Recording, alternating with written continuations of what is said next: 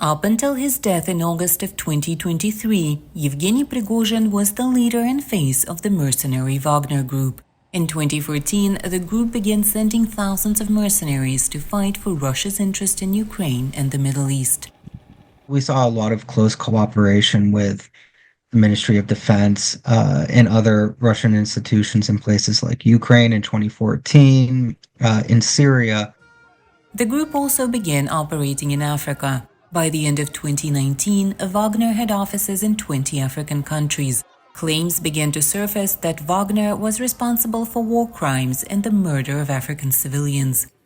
But once you were getting to these places in sub-Saharan Africa, really there wasn't much of a Russian state presence except for Yevgeny Prigozhin's structures. And so Prigozhin and Wagner were very much actually creating what Russia's national interests in Africa in these places were.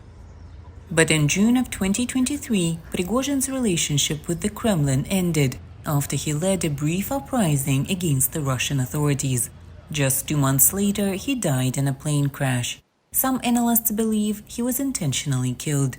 Since then, the Kremlin integrated the Wagner Group into the Russian military.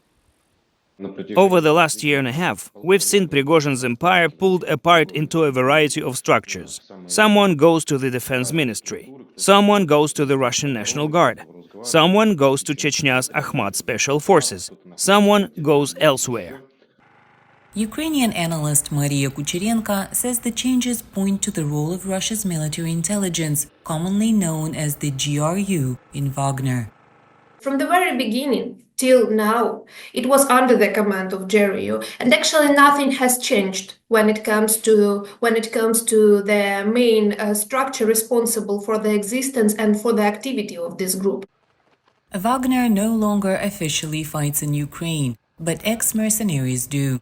That conflict could determine the future role of Russian mercenaries abroad. The Russian government will have a huge human resource of veterans who fought in this war, and they can probably be used in other, far-off conflicts. For Matthew Kupfer in Washington, Anna Rice, VOA News.